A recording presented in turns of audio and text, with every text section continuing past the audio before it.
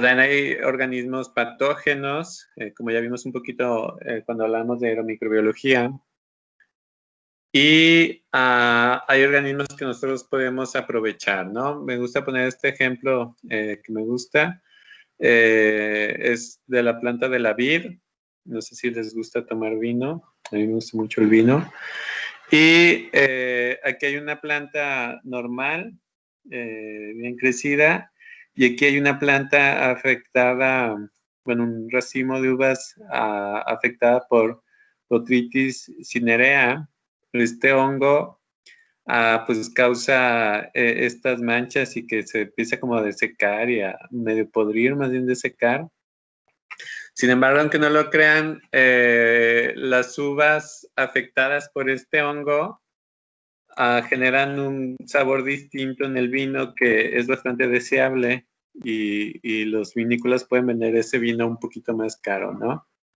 Y tiene una calidad específica.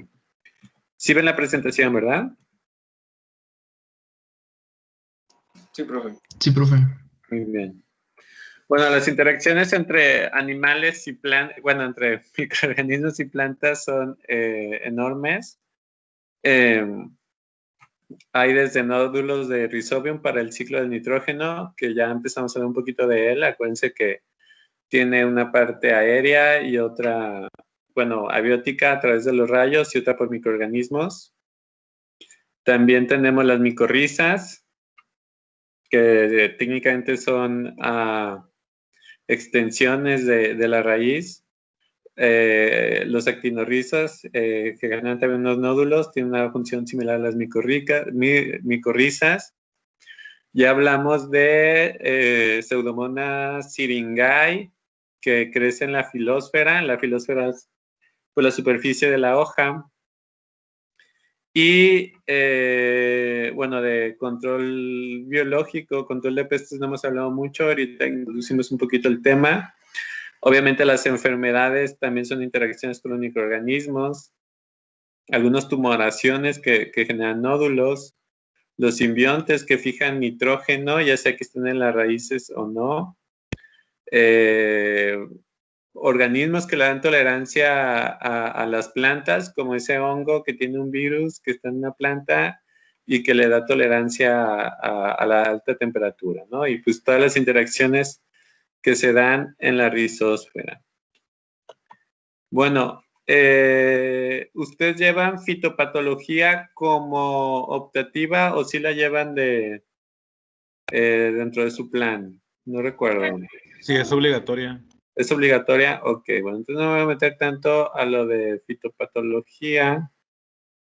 Vamos a enfocar un poquito más a organismos benéficos, ¿les parece?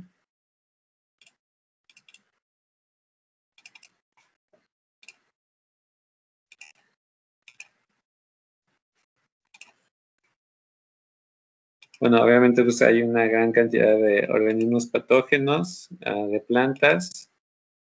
La mayoría son causadas por hongos, aunque también pues habíamos hablado de que un buen porcentaje son provocadas por virus, recordando que los virus, pues el virus tiene que sobrevivir en un organismo vivo. En este caso pueden funcionar algunos insectos como vectores de los virus. También se pueden esparcir por el aire a partir del polen, de semillas, de residuos de plantas, etcétera, ¿no? Y hay algunos virus que son técnicamente viroides, que son complicados de quitar de las plantas. ¿Alguien me puede decir qué es un viroide? Búsquenlo si pueden, ¿no? Y bueno, pues también hay enfermedades causadas por bacterias, micoplasmas. A ver, ¿qué son los micoplasmas? ¿Qué característica tienen diferente a las bacterias en general?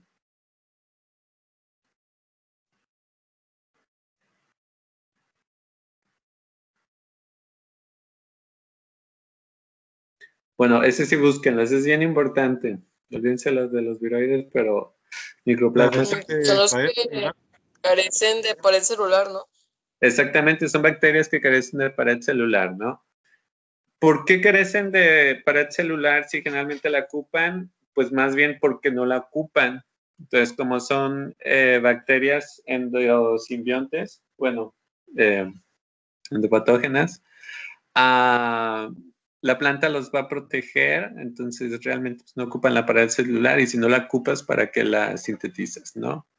Espiroplasmas también son de este tipo de bacterias. Agrobacterium es súper importante porque esta bacteria modifica genéticamente los tejidos de la planta para hacer un microecosistema para ella. Y al principio de la biotecnología genómica se utiliza esta bacteria para modificar genéticamente plantas, ¿no? Y tiene unos planos bien interesantes. Las pseudomonas siempre son pseudomonas en bioremediación, patógenos, siempre son pseudomonas. Y también tenemos las xanthomonas. ¿Quién conoce las xanthomonas?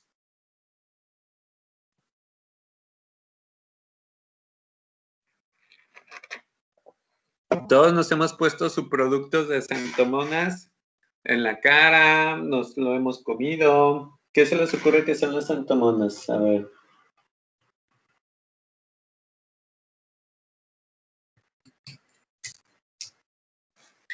Bueno, las xanthomonas son bacterias también que son fitopatógenas, de hecho, y generan una goma que se llama goma xanthana. Eso es bioprospección, utilizar organismos que se encuentran en los ecosistemas para nuestro beneficio, ¿no? Entonces, esta goma se utiliza como espesante en infinidad de alimentos. Si alguien está consumiendo, no sé, algún jugo o algo, van a ver que tiene goma xanthana. A ver. Bueno, lo más cercano que tengo es crema para café. Pero bueno, chéquense y seguramente va a tener goma xanthana lo que estén. Si tienen un jugo, una salsa, van a ver que viene goma xanthana. Bueno, esta crema no viene, pero bueno. Y bueno, hay muchas interacciones de los microorganismos con las plantas en las raíces, por eso la importancia de la rizósfera. Y pues hay interacciones de cooperación, competencia entre plantas y microorganismos. Aquí dice que del cuadro el 10% se encuentra en el rizoplano. El rizoplano pues es la superficie de la raíz. Pero bueno, este número es muy bajo. Conforme aumenta la tecnología de secuenciación va aumentando muchísimo, ¿no? Ok, los microorganismos en las plantas pues ayudan a la absorción de agua y van a liberar, van a aprovechar los compuestos orgánicos que genera la planta, ¿no? Muchas bacterias, por ejemplo, Bacillus subtilis, genera factores de crecimiento y ayudan a solubilizar algunos minerales para que la planta pueda absorberlos, ¿no? Sobre todo fosfatos. Y generalmente hay de 5 a 20, sino hasta 100 veces más microorganismos en la rizósfera que en los suelos.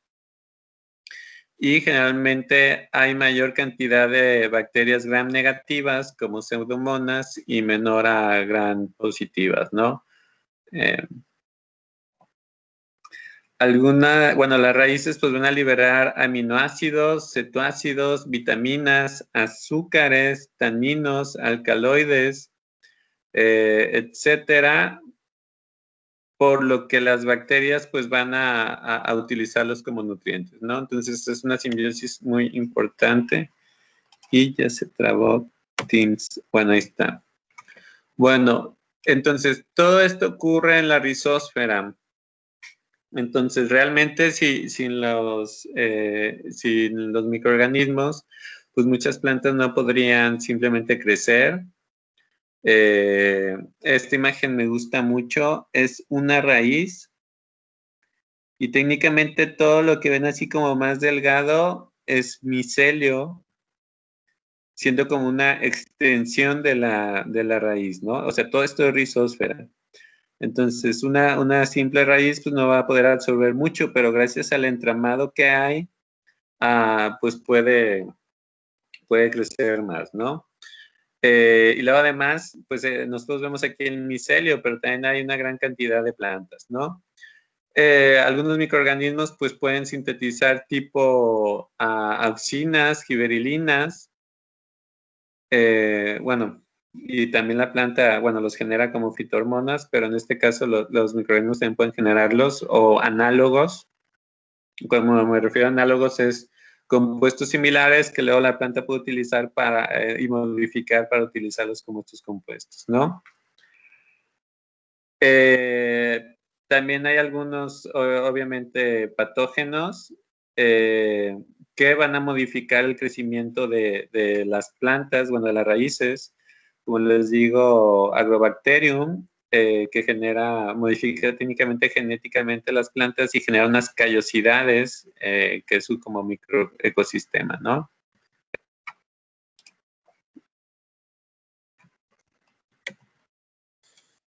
Y bueno, para empezar, pues las micorrizas son de lo más importante que hay. No sé si alguna vez han ido a Chipinque o a, no sé, a la sierra, a una zona boscosa cuando es temporada de lluvias, cuando hay más humedad, pues pueden ver los cuerpos fructíferos de los hongos, ¿no? Principalmente Basidiomycetos, pero bueno, hay una gran cantidad de hongos, ¿no? Este cuerpo fructífero técnicamente es nada más la forma en la que puede esparcir el hongo sus esporas y es una parte mínima de su biomasa. La mayor parte de la biomasa del hongo se va a encontrar en las raíces. Aquí se ve casi como si lo estuviera abrazando. Y va a ser parte de la rizósfera y va a ayudar a absorber agua a la raíz, ¿cómo se llama? Minerales sobre todo, va a hacer que algunos minerales, sobre todo el fósforo, sea más asimilable para la planta, ¿no? Entonces, técnicamente las micorrizas pues son mutualismo entre raíz y hongo, ¿no? El hongo se beneficia a partir de los nutrientes, va a dar nutrientes a la planta, no la va a enfermar, tiene unidades morfológicamente integradas, aquí como lo está abrazando técnicamente. Bueno, de forma libre, ahorita vamos a ver un poquito más de eso. Puede generar cambios en la estructura y la función fisiológica, puede ayudar a que crezcan más raíces. Inclusive, por ejemplo, se ha visto que a través del micelio de los hongos, digamos, entre dos árboles, pueden compartir algunos nutrientes. Ayuda a la absorción de nitrógeno, de fósforo. Y bueno, en cuanto a lo de cosas más específicas, pues hay ectomicorrizas que están por fuera, como esta, endomicorrizas que están dentro de los tejidos vasculares de la raíz, estos tejidos que se ven aquí. Y si se fijan aquí sale la hifa literal de los tejidos de la planta, y ectoendomicorrizas, o sea que tiene las dos formas, ¿no? Este es un experimento relativamente sencillo donde en la planta A están inoculados con gigasporas, una micorriza. En la B es otra especie de esta gigaspora. Y en C es otro tipo de micorriza y en D no tiene micorriza, ¿no? Entonces, si se fijan, hay algunas especies que pueden ayudar al crecimiento más apropiado de algunas plantas, ¿sí?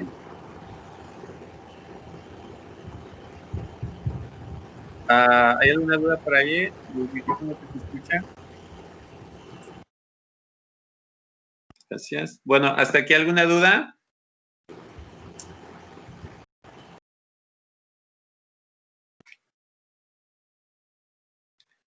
Ok, bueno, apenas ando viendo los mensajes. Bueno, sí me dicen que hay gente que está teniendo problemas con Teams. Bueno, pero lo bueno es que están grabando la clase, ¿no? Ayer, de hecho, sí había algunos alumnos que se habían podido conectar y yo les dije, bueno, vamos a grabar la clase para que vean los demás y no nos dejó ni siquiera grabarlo, de hecho. Bueno, entonces, algunas micorrizas funcionan mejor con unas plantas que otras. En algún tiempo en un invernadero yo estaba reproduciendo pinos. Entonces la semilla del pino pues es un piñón bien duro, entonces nosotros lo que hacíamos era las metíamos en ácido para que se ablandara un poquito el piñón y germinaran más rápido, y además a la tierra les poníamos micorrizas, ¿no? De hecho, en algunos bosques los incendios forestales son muy importantes porque ayudan a ablandar semillas de los pinos, ¿no? Pero tiene que ser un ecosistema muy en un clímax. Luego vamos a explicar eso, ¿no? Bueno, las ectomicorrizas que están por fuera de la raíz, aquí se ve muy bien. Vean todo esto blanco, este es un pinito, así yo los sacaba. Y vean, todo esto blanco es micelio, que ayuda a absorber más nutrientes y va a dar nutrientes a la planta y obviamente pues recibe azúcares de la planta también, ¿no? Vean qué bien se ve todo este crecimiento. Aquí se ve el tejido de la planta y las fibrillas de micelio más delgadas, ¿no? Estas pues se encuentran en angiospermas y en gimnospermas. La planta pues va a recibir raíces con mayor longevidad, más rango de asimilación de nutrientes, o sea, es como si se expandiera la raíz, una absorción más selectiva de iones, absorber los mejores iones. Le confiere resistencia a los patógenos, inclusive por la modificación de los pHs, hace, sobre todo en los climas boscosos, pues el pH es un poquito más básico y evita que algunas bacterias patógenas puedan crecer ahí. Y pues también le puede dar resistencia a toxinas y a cambios de ambiente, ¿no? Sobre todo de secación, pues el hongo puede funcionar como un reservorio de nutrientes y inclusive puede detener el paso de toxinas, ¿no? Y pues el hongo va a obtener pues, lo que producen las plantas, lo más importante al ser productores, pues es la fotosíntesis. Y pues le va a ayudar en cuanto a competencia, poder expandirse generando cuerpos fructíferos, que son las cetitas estas que vemos, ¿no? Bueno, aquí no me voy a meter mucho. Bueno, hay una gran diversidad de micorrizas. Las ectomicorrizas, les digo, son las que están por fuera, generan setas, es la mayor característica, o tufas, que luego son comestibles. Bueno, también luego son venenosas, ¿no? Muy venenosas, o luego alucinógenas, ¿no? También. Hay algunas que son endomicorrizas. ¿Dónde están las normales? Estas serían como endomicorrizas normales, que desde adentro de la planta sale el micelio. Y luego tenemos las endomicorrizas arbusculares, que generan ciertas vesículas y arbúsculos dentro de la raíz, que concentran algunos nutrientes. Bueno, aquí son las fijas, micorrizas arbustoides, que si se fijan están técnicamente por fuera y en algunas partes pueden entrar por dentro también. Y bueno, esas son las más importantes. Es esta representación me gusta. Este es un corte de la micorriza. Aquí se ven las células, cómo están los penetrado inclusive la célula, pero bueno, es como les digo, una simbiosis, ¿no? Entonces, si este es el tejido de la raíz, pues el micelio lo va a expandir, va a ayudar a la captación de fósforo, de nitrógeno, de más agua, y puede hacer, inclusive, tener como reservorios de los mismos, ¿no? Por ahí hay unas micorrizas, estas las endomicorrizas de orquídeas. Las orquídeas luego son plantas que las ponen como las más evolucionadas que hay. Obviamente son súper sensibles, generan miles de esporas, digo, de semillas y de aquí que alguna germine. Pero bueno, a mí me gustan mucho las orquídeas Las orquídeas también ocupan sus micorrizas, endomicorrizas. Y, por ejemplo, hay orquídeas que son epífitas. Los epífitos, por ejemplo, los líquenes son epífitos también. Significa que están en una superficie, pero no absorben nutrientes de ellos. Entonces hay micorrizas que crecen a partir de los árboles. Y a partir de la brisa, hay micorrizas que son tan, ¿cómo podría decirlo?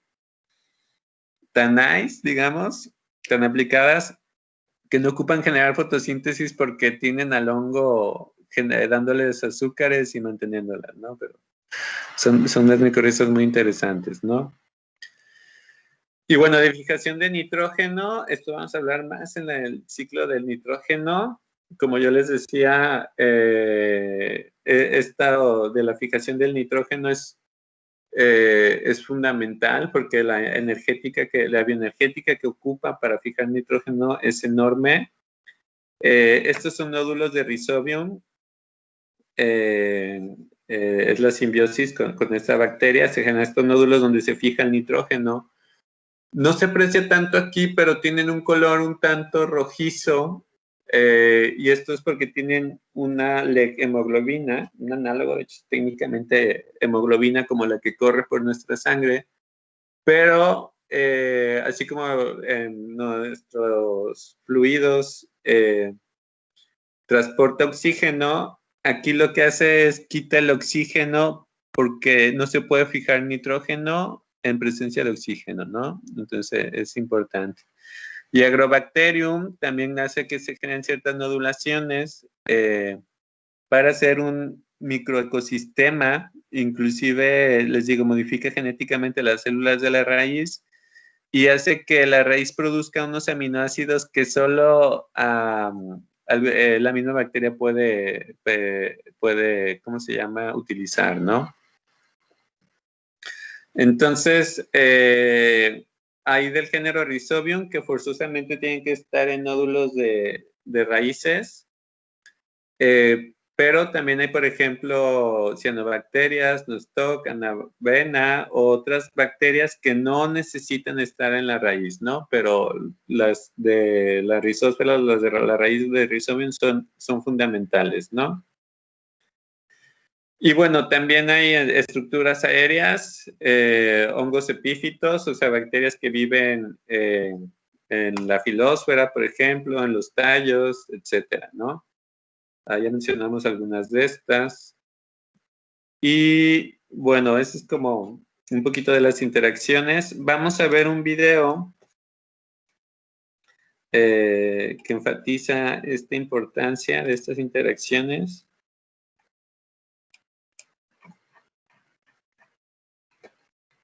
Y a ver, ¿cuál era? Ok.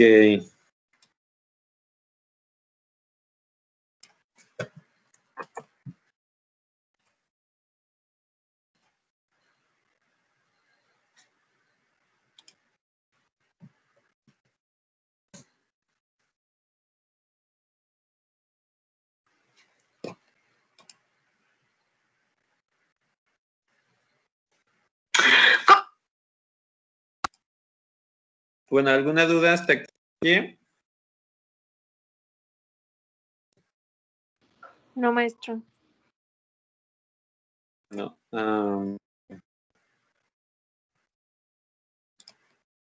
Ok, vamos a ver el video y luego lo comentamos, ¿va? Como lo sabemos, los hongos y las bacterias viven en el suelo en simbiosis con las raíces de los árboles para obtener beneficios mutuos. Los microorganismos ayudan a que los árboles accedan al agua y a ciertos nutrientes de la atmósfera o en el suelo, además de que secuestran carbono y resisten los efectos del cambio climático. A cambio de esto, reciben carbohidratos que son esenciales para su desarrollo y son producidos por los árboles durante la fotosíntesis. Hola, gente de internet, yo soy Sofía y esto es The Biologist Apprentice. Más de 200 científicos de diferentes países colaboraron para mapear la distribución global de esta simbiosis y ampliar la comprensión de por qué su papel es vital en los ecosistemas forestales, además de identificar factores que determinan dónde pueden surgir diferentes tipos de simbiontes y estimaron el impacto del cambio climático en las relaciones simbióticas de las raíces de los árboles y, por lo tanto, el crecimiento forestal. Llegaron a la conclusión de que la mayoría de los árboles ectomicorrízicos disminuiría hasta en un 10% si las emisiones de dióxido de carbono continúan sin cesar hasta el 2070, especialmente en las partes más frías del planeta. Las ectomicorrizas son una forma de relación simbiótica que ocurre entre los simbiontes fúngicos y las raíces de varias especies de plantas. Este estudio está publicado en Nature y fue realizado por investigadores brasileños que se centraron en mapear 3 de los grupos más comunes de simbiontes de raíz de árbol, que son los hongos micorrízicos arbusculares, hongos ectomicorrízicos y bacterias fijadoras de nitrógeno. Cada grupo comprende miles de especies de hongos o bacterias que forman asociaciones únicas con diferentes especies de árboles. Desde hace tiempo se sabe que la simbiosis entre microorganismos es clave para permitir que ciertas especies de árboles sobrevivan en áreas donde el suelo es muy pobre y los nutrientes se liberan lentamente por la descomposición de la materia orgánica. Por otro lado, y vale mucho la pena mencionarlo, es que los hongos ectomicorrízicos proporcionan nitrógeno a los árboles directamente de la materia orgánica, como las hojas en descomposición, por lo que este estudio se propuso que estos hongos serían más exitosos en bosques con climas estacionales más fríos y secos, donde la descomposición es bastante lenta y la hojarasca es muy abundante. Además, los hongos micorrízicos arbusculares deberían dominar en los trópicos, donde el crecimiento de los árboles está limitado por el fósforo, además del clima cálido, y también este clima, acordémonos que es húmedo y acelera la descomposición. La investigación de otros grupos ha demostrado que las bacterias fijadoras de nitrógeno parecen prosperar más en los biomas áridos con suelo alcalino y altas temperaturas. Básicamente, este mapeo nos ayuda a comprender la distribución de estas relaciones simbióticas y los factores que las determinan. Para este trabajo se necesitó de los datos de alrededor de unos 31 millones de árboles, junto con información sobre los simbiontes asociados a ellos. Un algoritmo informático estimó los impactos del clima, la química del suelo, la vegetación y la topografía, entre otras variables, sobre la prevalencia de cada tipo de simbiosis. Así que este estudio nos prueba una vez más sobre la importancia que tienen los árboles, no solo por el oxígeno o no solamente porque fijan nitrógeno, sino porque otros organismos dependen de ellos. Además, que son los que están aminorando o los que están amortiguando los efectos del cambio climático. Así que ya lo saben, si tienen chance, vean qué árboles son los que son nativos de su comunidad o nativos del lugar donde viven, y si pueden, planten un arbolito y cuídenlo, porque de esa manera podremos ayudar a combatir un poco el cambio climático. Y esto es todo lo que les tengo que decir en este video. Espero que les haya gustado y hayan aprendido algo nuevo. No se olviden de visitar thebiologistaprentis.com, seguirme en mis diferentes redes sociales, me encuentran como Sofía Biologista, darle clic a la campanita para que les avise cada vez que actualice este canal, y yo los veo en el siguiente video. Bye. Bueno, no sé qué les pareció.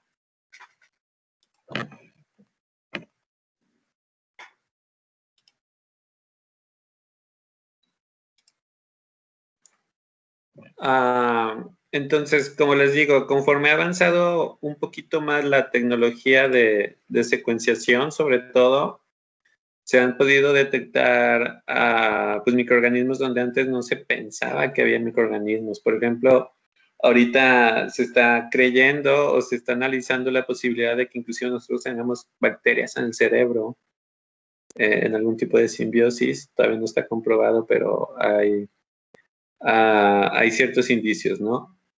Y en el caso de las plantas, pues ahora se sabe que un 80% de las plantas, por lo menos, y seguramente dicen el 100% de las plantas, tienen alguna bacteria o hongo endofito. Endofito es que vive dentro de la planta. Nada más que es difícil detectarlo porque obviamente pues está en cantidades muy pequeñas, ¿no? Y muchos de estos endofitos, por ejemplo, de las plantas son los actinos. Y muchos fármacos que se obtenían de plantas, a partir de plantas, Ahora se sabe que realmente la planta no es lo que lo producía, aunque técnicamente sí, sino micetos que estaban dentro o hongos que están dentro de la planta son los que producen todos estos fármacos, ¿no? Entonces, muchas veces ya no se sabe cuando se encuentran compuestos bioactivos en plantas, si los producen los microorganismos que tienen dentro de su intestino o si realmente lo producen si lo producen las plantas como tal o los producen las bacterias que tienen dentro de sí, ¿no? También nosotros, las bacterias que tenemos en nuestro intestino son súper importantes, para allá iba por eso la confusión. Simplemente para que se hagan una idea y lo pongo como introducción a la clase siguiente. Por cada célula eucariota que nosotros tenemos 10, como mínimo, 10 células procariotas, ¿no? Si un humano promedio tiene más o menos 1 por 10 a la 11 células eucariotas, pues el número de células bacterianas es 1 por 10 a la 12 o inclusive a las 13, ¿no? Y esas se encuentran desde nuestros tejidos, bueno, desde nuestra piel, nuestros intestinos, nuestras uñas, nuestros genitales. Ahora se sabe que hasta en la retina de nuestros ojos, se cree que en el cerebro, etcétera, también hay microorganismos, ¿no? Que es lo que vamos a ver la próxima clase. Y bueno, no sé si tengan una duda de la clase de hoy.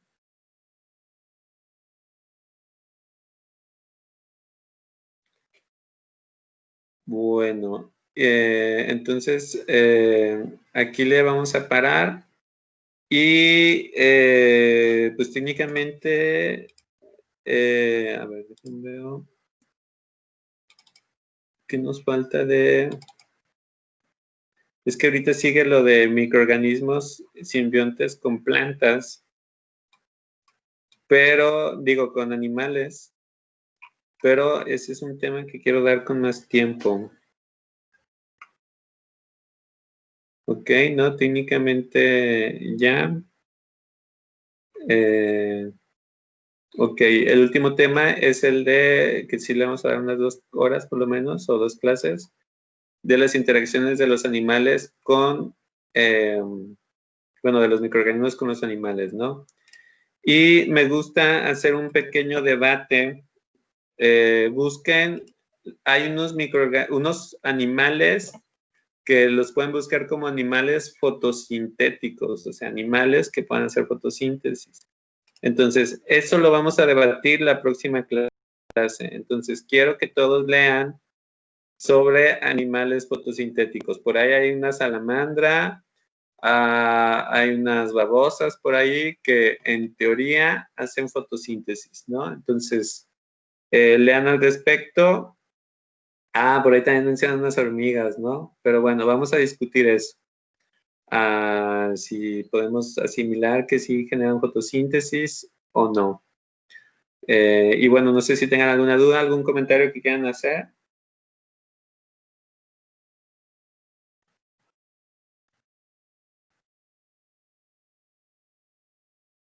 Bueno, entonces nos vemos la próxima clase y si hay tiempo, bueno, no lo he visto, pero vamos vamos a ver lo de la importancia de la microbiota, por ejemplo, en el rumen, en nosotros, en los animales. Y si hay tiempo, vemos un capítulo de South Park sobre los trasplantes de microbiota. Ahorita ya se están haciendo trasplantes de microbiota. Ya se imaginarán cómo es. Yo no lo he visto, pero si no le ven problemas y a partir de lo que aprendamos en la clase, lo vemos todos juntos y a ver cuáles son nuestras reacciones al respecto, ¿no?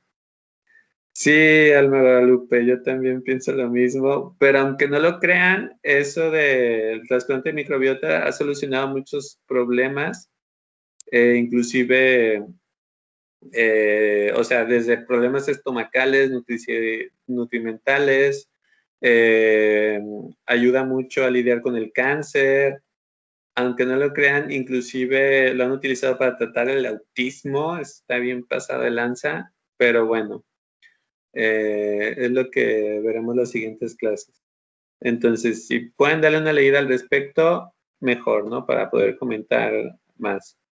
Entonces, nos vemos la próxima clase. Cuídense mucho y que estén muy bien. Hasta luego.